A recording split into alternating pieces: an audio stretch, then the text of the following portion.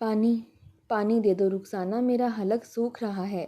پچھلے آدھے گھنٹے سے مسلسل اشفاق صاحب اپنی بیوی رخسانہ کو آوازیں دے رہے تھے، لیکن کوئی بھی ان کی آواز سن کر نہیں آیا تھا۔ گھبراتے ہوئے سینہ مسلتے اشفاق نے جب سامنے لگی گھڑی پر وقت دیکھا تو دن کے 12 بج چکے تھے۔ وہ تو کل رات سے شدید بخار سے تپ رہے تھے۔ انہوں نے تو کل دوپہر کو صرف سوکھی روٹی کھائی تھی۔ پانی کا ایک گلاس ان کے پاس ہی پڑا تھا، جسے گھونٹ گھونٹ پی کر وہ اپنا حلق تر کرتے رہے تھے۔ اس کے بعد تو شاید کوئی ان کے کمرے میں بھی نہیں آیا تھا۔ بھوک سے کمزوری محسوس کر رہے تھے، بدن میں طاقت ہی نہیں رہی تھی کہ اٹھ کر خود پانی کا گلاس بھی اٹھا سکتے۔ دوسرے کمرے میں ایئر کولر آن کر کے سو رہی رخسانہ نے جب بار بار اشفاق صاحب کے کراہنے کی آواز سنی تو آخر کو ہڑبڑا کر اٹھ بیٹھی۔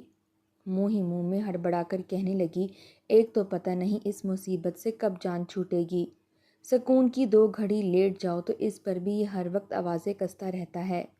پتہ نہیں کیا چاہتا ہے، نیندیں حرام کر رکھی ہیں، نہ دن کو چین ہے اس کو نہ رات کو۔ جلدی جلدی جوتے پہنتی دوپٹہ کندھے پر پھینکتی ہوئی وہ دوسرے کمرے میں آئی تھی۔ یہاں کا پنکھا بھی خراب تھا اور گرمی اور حبس سے کمرے میں گویا تندور جل رہا تھا۔ جیسے ہی اس کمرے میں رخسانہ داخل ہوئی تو اگلے پل دل پر ہاتھ رکھ لیا، کہنے لگی، ہائے میں مر گئی، کتنی گرمی ہے یہاں۔ ایک تو تمہیں چین نہیں ہے، بتاؤ کیا ہے، کیوں آوازیں دے رہے ہو؟ اتنی گرمی ہے، 2 گھڑی کولر کے آگے آرام کرنے کے لیے لیٹی ہوں، وہ بھی تم مجھے سکون سے لیٹنے نہیں دے رہے۔ سامنے بستر پر ایک لاغر وجود پڑا تھا۔ اشفاق صاحب پسینے سے تر تھے، پورا وجود پسینے سے شرابور تھا۔ گرمی سے ان کی حالت خراب ہو رہی تھی، پیاس اور بھوک کی شدت سے گھبراہٹ ہو رہی تھی، اور کہنے لگے کہ پانی لا دو، پیاس لگی ہے۔ میں نے کل دوپہر کا کھانا کھایا ہے، اس کے بعد کچھ کھایا ہی نہیں، ساری رات بخار سے تڑپتا رہا ہوں۔ کیا تمہیں ذرا احساس نہیں ہے میرا؟ خود تم ایئر کولر کے آگے آرام کر رہی ہو اور میں یہاں پر گرمی میں ہوں، کم از کم میرے پاس ٹھنڈا پانی تو رکھ دو۔ یہ سن کر رخسانہ اگلے ہی پل ماتھے پر بل ڈال چکی تھی۔ کہنے لگی کہ ڈاکٹر نے سختی سے منع کیا ہے آپ کو کولر کے آگے نہیں سلانا، ورنہ آپ کے یہ جوڑوں کے درد ہے نا، یہ پھر سے سر اٹھا جائیں گے۔ میرا بیٹا کوئی حرام تو نہیں کماتا جو کما کما کر میں آپ کی بیماریوں پر ہی لگاتی رہوں۔ اتنی بھی طاقت نہیں رہی اب آپ میں کہ اٹھ کر پانی پی سکو۔ میں تو نوکرانی ہوں نا آپ کی، جو جوانی سے لے کر بڑھاپے تک آپ کی فرمائشیں اور خواہشیں پوری کرتی رہوں۔ رخسانہ کچن میں گئی تھی اور برتن پٹکتے ہوئے ایک گلاس میں کولر کی بجائے واش بیسن کے لگے ہوئے نل سے پانی بھرا تھا، اور پھر پانی کو بھرنے کے بعد اس نے کل رات کی بچی ہوئی روٹی نکالی اور لا کر شوہر کے سامنے رکھ دی۔ کہنے لگی کہ لو کھا لو، اور ہاں سب کچھ دے دیا ہے، مجھے سکون سے سونے دو، پھر سے آوازیں مت دینا۔ اتنا کہہ کر ایک مرتبہ پھر رخسانہ ایئر کولر کے آگے لیٹ کر سو چکی تھی، جبکہ اشفاق گہری سانس خارج کر کے رہ گیا۔ دل ہی دل میں اپنے بیٹے کو آواز دینے لگا کہ بیٹا تو کہاں چلا گیا ہے مجھے چھوڑ کر، کاش تو واپس آ جاتا اور اپنی ماں کا رویہ میرے ساتھ دیکھتا، وہ میرے ساتھ جانوروں سے بھی بدتر سلوک کر رہی ہے۔ ارے ایسے تو کوئی اپنے نوکروں کے ساتھ بھی نہیں کرتا جیسے تمہاری ماں میرے ساتھ کر رہی ہے۔ یوں ہی کرتے کرتے اشفاق صاحب سوکھی روٹی منہ میں ڈالتے اور اوپر سے پانی کا گھونٹ بھرتے، ساتھ باسی کھانا کھا رہے تھے۔ انہیں بہت سال پہلے کا وقت یاد آنے لگا۔ اشفاق صاحب نے شروع سے ہی محنت مزدوریاں کی تھیں۔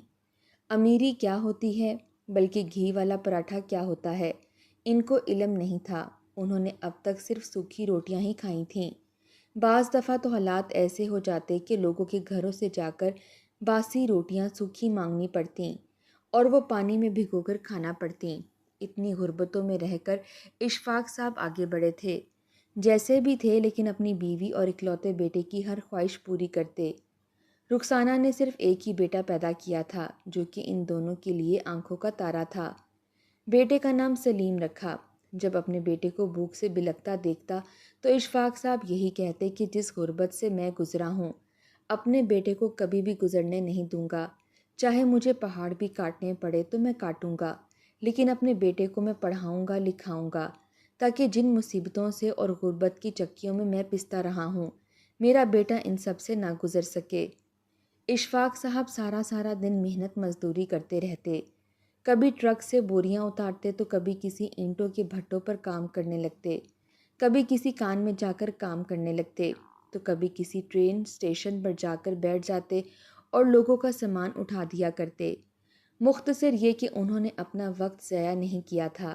ایک ایک روپیہ جوڑ کر انہوں نے سلیم کو پڑھایا لکھایا تھا، اور سلیم بھی اپنے ماں باپ کی قربانیوں کو جانتا تھا، اس لیے صرف فیصلہ کر چکا تھا کہ وہ پڑھ لکھ کر اپنے ماں باپ کی ہر خواہش کو پورا کرے گا جس کے وہ حقدار ہیں۔ سلیم کو اشفاق صاحب سے زیادہ رخسانہ سے انسیت تھی۔ وہ اپنی ماں سے بے تحاشا محبت کرتا تھا۔ یوں جیسے تیسے مزدوریاں کر کے سلیم کو پڑھایا لکھایا، اور ایک وقت وہ بھی آیا جب باہر سے اس کے لیے ویزا آ گیا اور وہ اپنے ماں باپ کی ڈھیروں دعائیں لیتا دوسرے ملک چلا گیا۔ سلیم اپنی ماں کے گلے لگ کر کتنی ہی دیر روتا رہا، کہتا رہا تم فکر مت کرو، جتنی بھی پریشانیاں تنگیاں تم نے دیکھی ہیں میں ہر پریشانی تنگی دور کر دوں گا، بس ہمارے برے دن بہت جلد چھپنے والے ہیں۔ اپنے باپ کے سینے سے لگ کر بھی اس نے یہی باتیں کی تھیں۔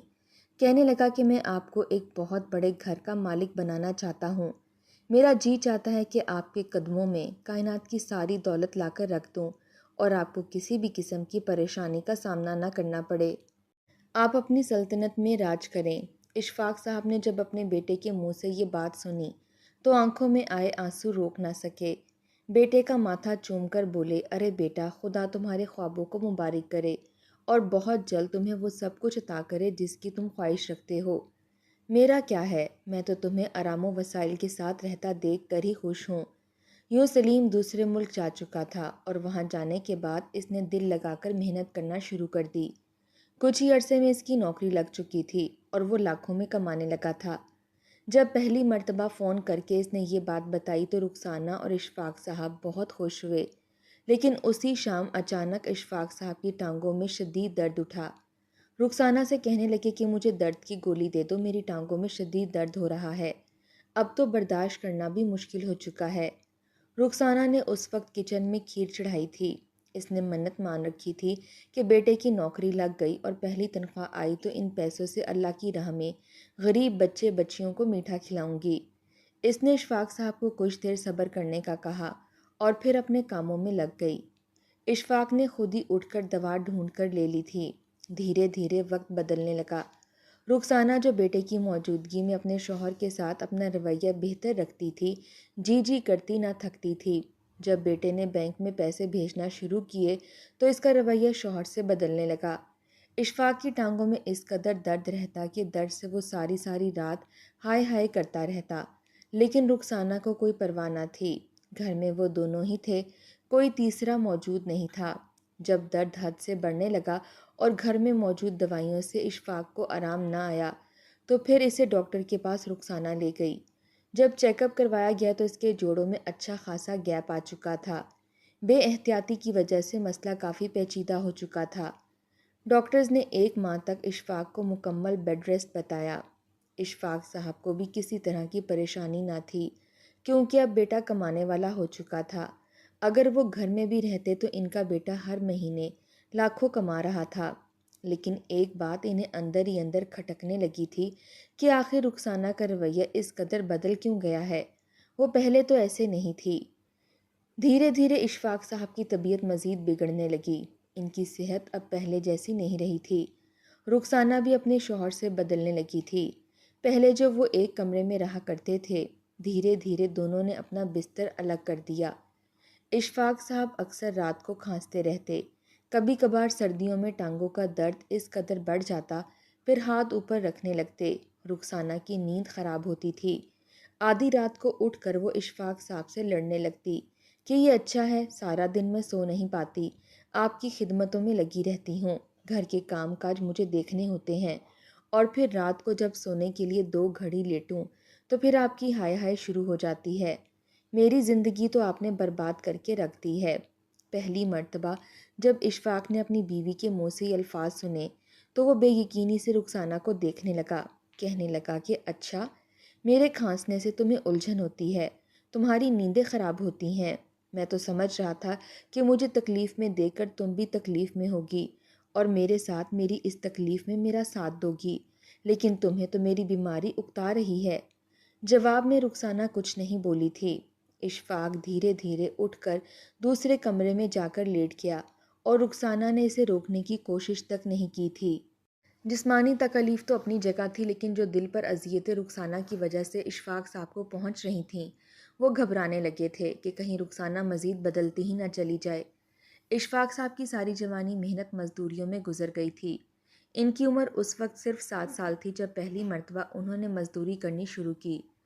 سڑکوں سے پتھر اٹھا کر ایک جگہ سے دوسری جگہ پہنچاتے اور پھر مزدوروں کی مدد کیا کرتے۔ اس عمر سے لے کر پھر 40 سے 45 سال تک کو مسلسل مزدوری بھی کر کے آئے تھے، جس کا اثر اب ان کے وجود پر ہو رہا تھا۔ ان سے تو اب زیادہ چلا بھی نہیں جاتا تھا۔ بخار تھا کہ ان کے وجود میں سرایت کر چکا تھا۔ اپنے بیوی کو بدلتا ہوا دیکھ کر وہ یہ دعا کرتے کہ کاش میرے اللہ تو مجھے بیٹے کے ساتھ ساتھ ایک بیٹی بھی عطا کر دیتا۔ بیوی نہ صحیح تو میری بیٹی ہی ہوتی جو میرا خیال رکھ دیتی۔ میں تو بس اس دنیا میں اکیلا رہ چکا ہوں۔ سلیم شروع میں جب بھی کال کرتا تو اپنے ابا سے بات کیا کرتا تھا۔ بعض دفعہ تو آنکھوں میں آنسو بھی آ جایا کرتے، لیکن پھر اپنے آپ پر قابو پا جاتا۔ اس نے اپنے بیٹے کو اس کی ماں کے رویے کے بارے میں نہیں بتایا تھا۔ ابھی تک لاکھوں روپے اکاؤنٹ میں آ چکے تھے، لیکن ان لاکھوں میں سے 10 روپے بھی رخسانہ نے لا کر اشفاق صاحب کے ہاتھ پر نہیں رکھے تھے۔ وہیں اس روز بیٹے کی کال آئی تو اپنے ابا سے بات کرتے ہوئے کہنے لگا کہ ابا، میں تو آپ کی جیب پیسوں سے بھری ہوئی دیکھنا چاہتا ہوں۔ دکھائیں کتنے پیسے رکھے ہیں آپ نے اپنی جیبوں میں۔ میری تو یہ خواہش تھی کہ آپ بس عیش کریں۔ عیش؟ اتنا سننا تھا کہ پورے وجود میں ایک سنسنی سی دوڑی تھی۔ سامنے رخسانہ کھڑی ہڑبڑا چکی تھی، جبکہ اشفاق صاحب فوراً بات بدلتے ہوئے کہنے لگے کہ ارے بیٹا، میں تو اب ہر وقت گھر پر ہی رہتا ہوں، باہر سودا کر کے آنے کی بھی ہمت نہیں ہوتی۔ میں ان جیبوں کو بھر کر کیا کروں گا؟ اللہ پاک تمہیں بس ترقی دے۔ اگر ہو سکے تو پاکستان چکر لگانا۔ تمہاری کمی بہت محسوس ہوتی ہے۔ اس سے پہلے کہ کوئی راز اشفاق صاحب کے منہ سے نکل جاتا، رخسانہ نے فوراً سے فون لے لیا تھا اور پھر سختی سے تنبیہ کر دی کہ خبردار کسی بھی طرح کا کوئی راز بیٹے کو بتانے کی کوشش کی تو، ورنہ اچھا نہیں ہوگا۔ وقت بڑی تیزی سے سفر کرنے لگا تھا۔ پرانے گھر کو نئے سرے سے تعمیر کر دیا گیا تھا، جبکہ اشفاق صاحب کی طبیعت اس قدر خراب ہونے لگی، اوپر سے بیوی کا رویہ دیکھ دیکھ کر وہ بالکل ہی خود کو مریض سمجھنے لگے تھے۔ ایک وقت وہ بھی آیا جب رخسانہ نے اپنے شوہر کو کہہ دیا کہ بلا وجہ ہی تم نے اس کمرے میں ڈیرا جما کر رکھا ہے۔ یہ کمرہ بڑا ہے، ہوادار ہے، اسے میں اپنے بیٹے کے لیے ٹھیک کروں گی، سجاؤں گی۔ تم ایسا کرو کہ تب تک سٹور روم میں رہنا شروع کر دو۔ ویسے بھی ساری رات تم نے کراہنا ہی ہوتا ہے، سوتے تو تم ہو نہیں، الو کی طرح جاگتے رہتے ہو، اس لیے وہی سٹور روم میں ہی جا کر بیٹھے رہنا۔ یہ سن کر اشفاق صاحب خاموش تھے اور روم کی چارپائی سٹور روم میں شفٹ ہو گئی، جو کہ بالکل بند کمرہ تھا اور راہداری بھی ایک جانب کو بنی ہوئی تھی۔ کھڑکی کا دور دور تک نام و نشان نہیں تھا۔ ان کا دم اس کمرے میں گھٹنے لگا۔ کہنے لگے یہاں پر گھر میں اور کمرے موجود ہیں، مجھے وہاں پر لے جاؤ، اتنا بڑا گھر ہے میرے بیٹے کا، سٹور روم میں کیوں میری چارپائی رکھ دی ہے؟ یہاں میرا دم گھٹتا ہے۔ اتنا سننا تھا کہ رخسانہ جو بولی سن کر اشفاق صاحب کے منہ کو تالا لگ چکا تھا۔ کہنے لگی کہ اچھا، ساری زندگی مجھے ایک کمرے میں رکھ کر گزارا کروایا، تب میرا بھی یوں ہی دم گھٹتا تھا، لیکن تب تو مجھے بڑی باتیں سنایا کرتے تھے کہ یہاں پر گزارا کرو، خود ساری زندگی تم نے جھونپڑیوں میں گزار دی ہے، اور اب یہ کمرہ جو تمہاری اس جھونپڑی سے بھی بڑا ہے، اس میں تمہیں گھٹن محسوس ہوتی ہے۔ رخسانہ تو بھول ہی چکی تھی کہ اس گھر میں اس کا شوہر بھی موجود ہے۔ اپنی سہیلیوں اور رشتہ داروں کو بلا کر گھر میں بٹھائی رکھتی، باتوں میں لگی رہتی، اپنے میکے سے سب کو بلاتی، دعوت کرتی اور اشفاق صاحب سٹور روم میں سنتے رہتے تھے۔ رخسانہ بیٹے کی دولت پر عیش کر رہی تھی۔ یہ دیکھ کر اشفاق صاحب بہت رویا کرتے تھے۔ ابھی بھی وہ سوکھی روٹی بڑی مشکل سے ان کی حلق سے گزرتی تھی۔ پانی پی کر انہوں نے اپنا پیٹ بھرا، لیکن دوبارہ رخسانہ نے پلٹ کر سٹور روم میں بھی نہیں دیکھا تھا کہ اشفاق صاحب زندہ بھی ہیں یا مر گئے۔ اسے تو شاید ان سب سے فرق ہی نہیں پڑتا تھا کہ اس کا شوہر زندہ رہے یا مر جائے۔ صبح تقریباً 10 بجے کا وقت تھا جب دروازے پر دستک ہوئی۔ رخسانہ اس وقت کچن میں موجود اپنے لیے ناشتہ تیار کر رہی تھی اور ساتھ کہہ رہی تھی کہ رات کی روٹی پڑی ہے، اسے اشفاق کھا لے گا، ویسے بھی بچی ہوئی روٹی ضائع ہونے سے تو بچ جائے گی۔ یہی سوچتے ہوئے وہ چائے بنانے ہی لگی تھی کہ جب دروازے پر دستک سن کر وہ باہر آئی۔ جیسے ہی سوال کیا کہ کون ہے تو سلیم کی آواز سن کر اس کے چہرے پر خوشگوار حیرت آئی تھی۔ جیسے ہی دروازہ کھولا تو سامنے بیٹا کھڑا تھا۔ اتنے سالوں بعد اپنے بیٹے کو اپنے سامنے یوں اچانک دیکھ کر وہ اپنے جذبات پر قابو نہ رکھ سکی اور اپنے بیٹے کے سینے سے لگ کر پھوٹ پھوٹ کر رونے لگی۔ کتنی ہی دیر بیٹے کو سینے سے لگا کر کہتی رہی کہ تم واپس آ گئے بیٹا، مجھے یقین ہی نہیں آ رہا کہ میرا سلیم میرے پاس واپس آ چکا ہے۔ جبکہ سلیم اپنی ماں سے ملنے کے بعد اپنے باپ کو تلاش کرنے لگا تھا۔ اس کے ابا اسے کہیں نظر نہیں آئے تھے، یہاں تک کہ رخسانہ اسے گھر کے اندر لے آئی، لیکن سامنے کمرے میں نہ ہی لاؤنج میں نہ ہی کچن میں کہیں بھی اسے اپنے ابا نظر نہیں آئے تھے۔ اس نے سارا سامان ایک جانب کو رکھا اور اپنی ماں کو کہنے لگا کہ امی ابا کہاں ہیں؟ کیا وہ سو رہے ہیں؟ نظر نہیں آ رہے یا کہیں باہر گئے ہیں؟ اتنا سننا تھا کہ رخسانہ کے چہرے سے مسکراہٹ ہٹی تھی۔ کہنے لگی کہ نہیں وہ تو اسٹور روم میں ہیں۔ یہ سن کر سلیم کہنے لگا کہ اچھا اسٹور روم میں ابھی جا کر انہیں سرپرائز دیتا ہوں۔ وہ سمجھ رہا تھا کہ کسی کام کے تحت ابا اسٹور روم میں گئے ہیں۔ جب اسٹور روم میں جا کر دیکھا تو اس کے حلق سے چیخ نکلی تھی۔ رخسانہ نے تو دوبارہ جا کر اسٹور میں دیکھا بھی نہیں تھا کہ اس کا شوہر زندہ بھی ہے یا نہیں۔ رخسانہ گھبراتے ہوئے اسٹور روم میں گئی تو سامنے بستر گیلا تھا، بدبو پھیلی ہوئی تھی اور اشفاق صاحب بستر پر ہی لیٹے آنکھیں بند کیے ہوئے تھے۔ سلیم ابا کو ہلانے لگا، جگانے لگا، لیکن وہ تو بالکل سخت ہو چکے تھے۔ گھبرا کر کہنے لگا ابا کی چارپائی یہاں کس نے رکھی ہے؟ یہاں کیوں سو رہے ہیں؟ کیا ہوا ہے ان کو؟ ان کے کپڑے خراب ہیں۔ وہ کئی روز سے بستر پر ہی رفع حاجت کر رہے تھے، پھر بھی وہ انہیں اپنے ہاتھوں میں اٹھا کر ٹیکسی میں لے آیا تھا۔ اس میں بٹھا کر ہسپتال لے جا کر فوری طور پر علاج شروع کر دیا تھا۔ ڈاکٹرز کہنے لگے کہ اگر تھوڑی دیر اور ہوتی تو ان کا بچنا مشکل تھا۔ اپنے باپ کی یہ حالت دیکھ کر اس کے ذہن میں کئی سوالات آ چکے تھے۔ فی الحال تو اپنے باپ کی وجہ سے وہ بے حد پریشان تھا۔ رخسانہ بھی شرمندہ سی تھی، شوہر کے آگے پیچھے ہونے لگی۔ کچھ دیر بعد اشفاق صاحب کو ہوش آ چکا تھا اور بیٹے کو اپنے سامنے دیکھ کر اس کے گلے لگ کر بچوں کی طرح رونے لگا اور بتانے لگا کیسے تمہاری ماں نے ڈائن بن کر میرا کھانا پینا بند کر دیا ہے۔ ارے یہ تو کھانا بھی اپنی مرضی سے دیتی تھی، میری تو اس کی نظر میں کوئی اوقات ہی نہیں رہی۔ یہ سن کر سلیم غصہ ہو چکا تھا۔ فی الحال تو ہسپتال میں وہ کچھ نہ بولا۔ جیسے ہی اشفاق صاحب کی طبیعت کچھ بہتر ہوئی تو اسے لے کر گھر آ کے بیڈ پر لٹایا اور پھر رخسانہ کو بھی وہیں پر بلایا۔ اپنی ماں سے سوال کرنے لگا کہ آپ نے ابا کے ساتھ یہ سب کچھ کیوں کیا؟ ایسا تو کوئی غیروں کے ساتھ بھی نہیں کرتا۔ آپ دونوں تو میرے ماں باپ ہیں، پھر میرے جانے کے بعد ایسا کیا ہو گیا جو آپ نے اپنا رویہ ابا سے اتنا بدل دیا، یہ جانتے ہوئے بھی کہ یہ آپ کے شوہر ہیں؟ رخسانہ ایک جانب کو کھڑی پہلے تو غصے سے اشفاق کو دیکھتی رہی، لیکن پھر اس کی آنکھوں میں آنسو آ گئے اور رونے لگی۔ رو رو کر کہنے لگی کہ میں کیا کرتی، میں تو بس اس سے بدلہ لے رہی تھی۔ جو کچھ اس نے میرے ساتھ کیا تھا اس کا تو آدھا بھی میں نے ابھی تک اس کے ساتھ نہیں کیا، اور اس کی یہ حالت ہو گئی۔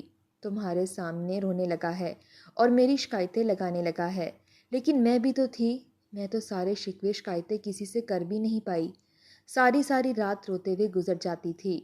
رخسانہ کہنے لگی تم جانتے ہو بیٹا تمہارا باپ کس قدر ظالم تھا۔ شروع میں میری شادی ہو کر جب سسرال میں آئی تھی، تمہارے ابا صرف اور صرف اپنی ماں اور بہنوں کی باتیں سنتے تھے، انہیں اپنے ماں باپ اور بہنوں سے بڑھ کر کوئی تھا ہی نہیں، اور مجھے بھی یہ کہا تھا کہ کچھ بھی ہو جائے میری ماں اور بہنوں کے خلاف کوئی بات نہ کرنا۔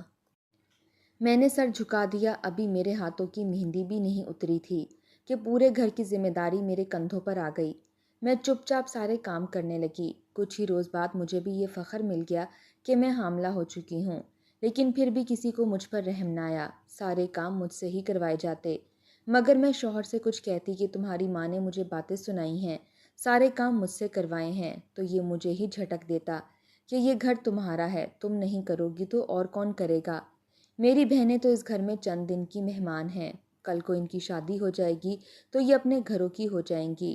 ایک روز جب میں نے اپنی خراب طبیعت کی وجہ سے ساس کا کہنا نہ مانا اور انہیں دن کی روٹی نہ بنا کر دی تو انہوں نے اپنے بیٹے سے کہہ کر مجھے بہت مروایا تھا، ڈنڈے سے مجھے پیٹتی رہیں۔ پھر جب شام کو اشفاق صاحب گھر آئے تو میری حالت اس قدر خراب تھی، مجھے تو لگ رہا تھا کہ میرا بچہ ضائع ہو چکا ہے، لیکن میرے بتانے سے پہلے ہی میری ساس اور نندے اشفاق صاحب کے کان بھر چکی تھیں۔